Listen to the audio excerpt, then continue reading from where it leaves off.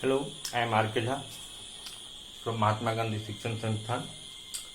आज हम इस वीडियो में क्लास 9th के लिए मैथमेटिक्स का चैप्टर ट्रायंगल और आज इस वीडियो में हम दो थ्योरम यानी जिसको हम क्राइटेरिया ऑफ कंग्रुएंसी रूल्स में, इससे पहले के वीडियो में मैंने आपको ESA बता दिए हूँ। आज हम इस वीडियो में दो थ्योरम को जिक्र करते हैं, SAS और AAS। हालांकि ASA का कोरोलियरी है, क्योंकि हम जानते हैं कि कोरोलियरी उस ट्रू स्टेटमेंट को कहते हैं जो किसी थ्योरम से डिडक्ट होता है। तो चलिए शुरू करते हैं। हम SAS को पहले समझते हैं। हमने यहाँ दो पार्ट में डिवाइड किया है, इधर हम SAS समझाते हैं, उधर हम AAS समझाते हैं। तो देखिए आप, SAS side angle side. SS का मतलब हुआ कि जब किसी एक ट्रायंगल का दो साइड और उसका इंक्लूडेड एंगल किसी दूसरे ट्रायंगल के कॉरेस्पॉन्डिंग दो साइड और इंक्लूडेड एंगल के बराबर होगा, तो दोनों ट्रायंगल्स आपस में कंग्रुएंस होंगे।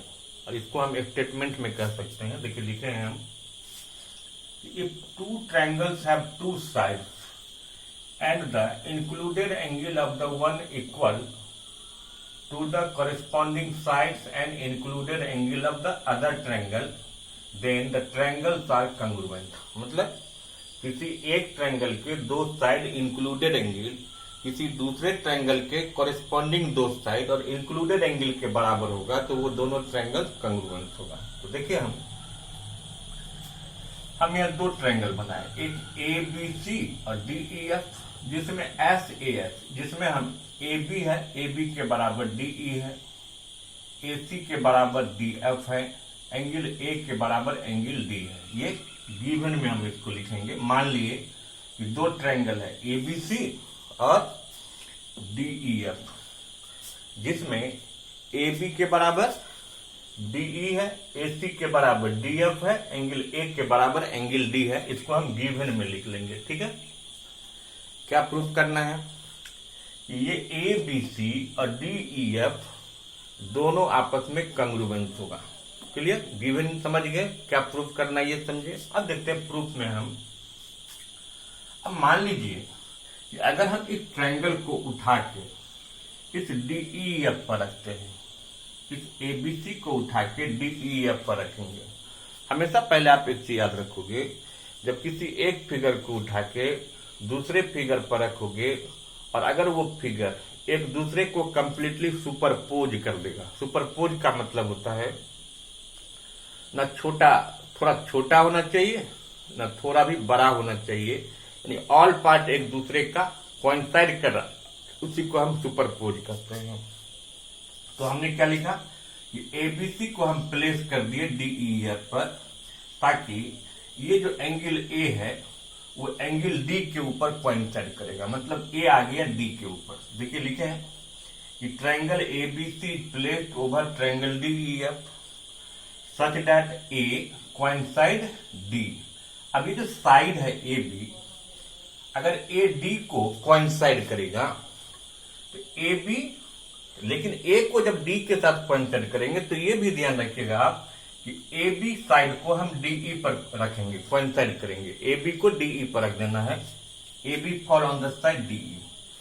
अब जो है, अगर हम A और D को तो पहले कोइंसाइड कर दिए, AB को DE पर रख दिए, उसके बाद आप क्या देखेंगे कि अब जो एंगल B है वो एंगल E पर, मतलब ये B जो है वो E को कोइंसाइड कर रहा है। ठीक है, स्टार्टिंग क्या किए, A को D पर किए, AB को DE पर किए, उससे क्या हुआ कि BE को कोइंसाइड किया। फिर हम क्या देखते हैं कि जब BE को कोइंसाइड करता है तो BC जो है वो EF को कोइंसाइड कर रहा है। तो लिखे हैं कि AD को किया, AC जो है वो DF पर आ गया और BC जो है वो EF पर आ जाएगा। इसका मतलब कि AC और DF बराबर हो गया, या BC बराबर EF भी आप ले सकते हो।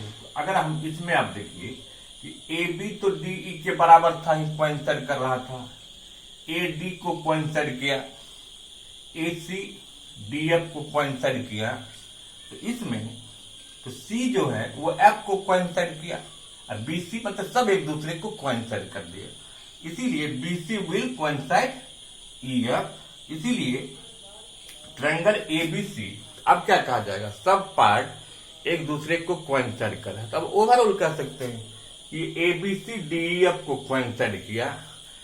जब भी दो फिगर एक दूसरे को कोइंसाइड करेगा इसका मतलब वो दोनों ट्रायंगल्स आपस में क्या कांग्रुएंस होगा, इसीलिए हम कह सकते हैं कि किसी भी एक ट्रायंगल का दो साइड और इंक्लूडेड एंगल दूसरे ट्रायंगल के कॉरेस्पॉन्डिंग दो साइड और इंक्लूडेड एंगल के बराबर होगा, तो एस से दोनों ट्रायंगल्स आपस में कांग्रुएंस होगा। क्लियर।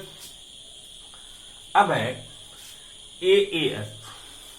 इससे पहले हमने क्या देखा था, एएसए कि अगर किसी भी एक ट्रायंगल का दो एंगल और एक इंक्लूडेड साइड दूसरे ट्रायंगल के दो एंगल और इंक्लूडेड साइड कॉरेस्पॉन्डिंग पेयर में अगर बराबर होता है तो एएसए से दोनों ट्रायंगल्स कांग्रुएंस होता है।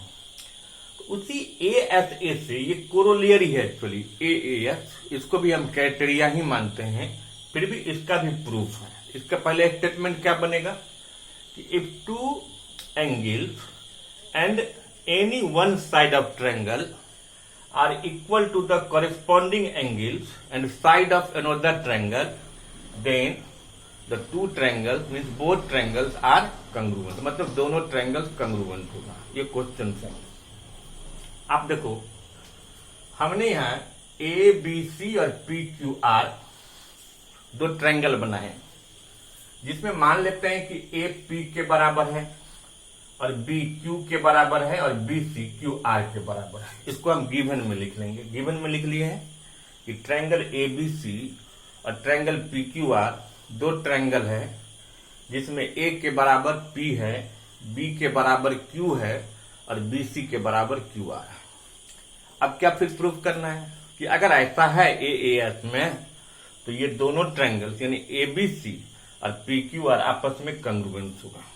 अब एक चीज बताइए कि दुनिया का कोई भी ट्रायंगल्स होगा तो उस ट्रायंगल्स के तीनों एंगल्स का सम 180 होता है, ठीक।